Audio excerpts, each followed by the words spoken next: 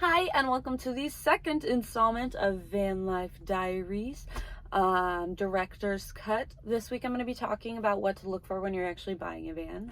So let's get right into it. To start looking, you want to figure out what kind of van you want. Do you want it custom built? Do you want it pre-converted? Or do you want to do it all yourself? Now, if you want to do it all yourself, you can go straight to the dealer, or if you want to work on the engine too, just go to a junkyard or an online thing and just get the shell that you want of the van. The insides don't really matter if you're going to do it all yourself. Now, if you want it custom built, you can find some businesses online that will either find a van and then build it for you. Or if you have a van, you can also go get it custom built. Now, if you are looking to have it pre-converted, you can try anywhere online, like Facebook Marketplace. There's also people that kind of advertise that they do convert vans for you on Facebook Marketplace for a certain price. So if you're interested in that, you can do that as well. Now, you want to set a budget. You don't want to find a van that you really love and then find out it's way out of your budget. So set a budget, and that budget should include any money that you want to put in repairing the van or any upgrades you want to do. So just make sure you have that set first so you can actually look at vans in your budget range.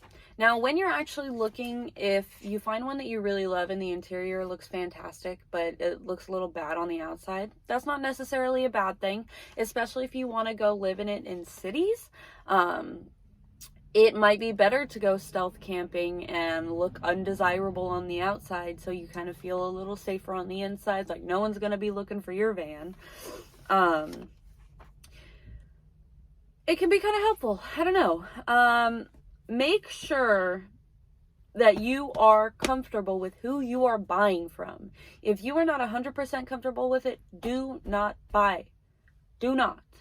You don't want to buy a van. This is a big purchase. So you want to make sure you take your time, you do your research, and you feel comfortable buying on your own terms. So if they try to rush you, they're like, oh, a lot of people are looking into this van. Well, it's like, great, let them have it. I will find another one. That's all you want to do.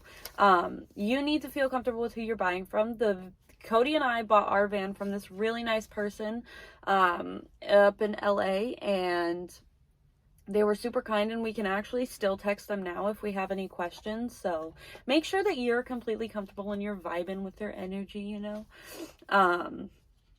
So yeah, sorry, I'm just looking at my notes here.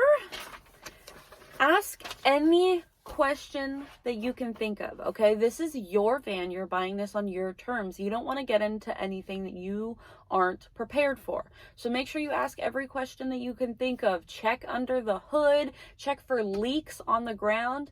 Make sure that you are looking at every inch of this van.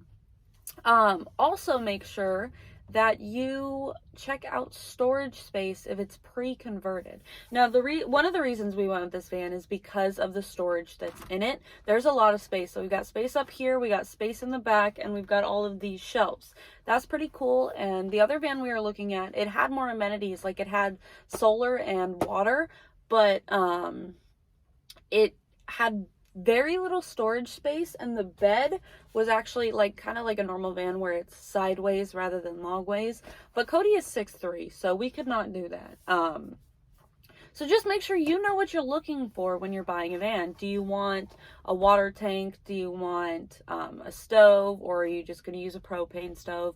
Know the amenities that you want in the van so that when you go to buy it, if the van doesn't have any of those amenities, you have money in the budget for them.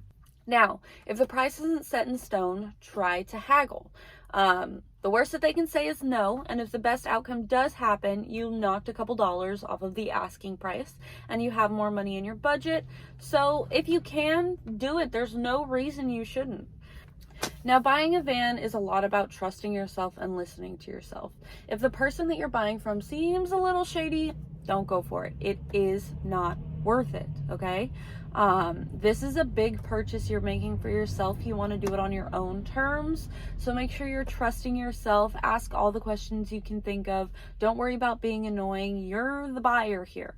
You are looking for your next home, okay? Even if you're living part-time, you're planning on living in this for a while.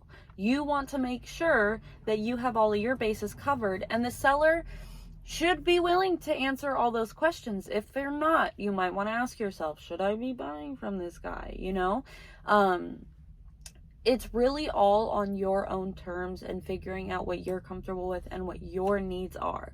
So make sure you ask yourself before you get this started what you want out of a van.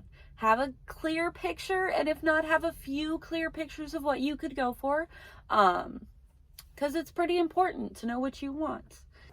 That's it for this week. If you have any questions, feel free to comment. You can message me on Instagram. My Instagram handle is in the description if you're interested in that. Otherwise, I will see you next week for Van Life Diaries number 3. Goodbye.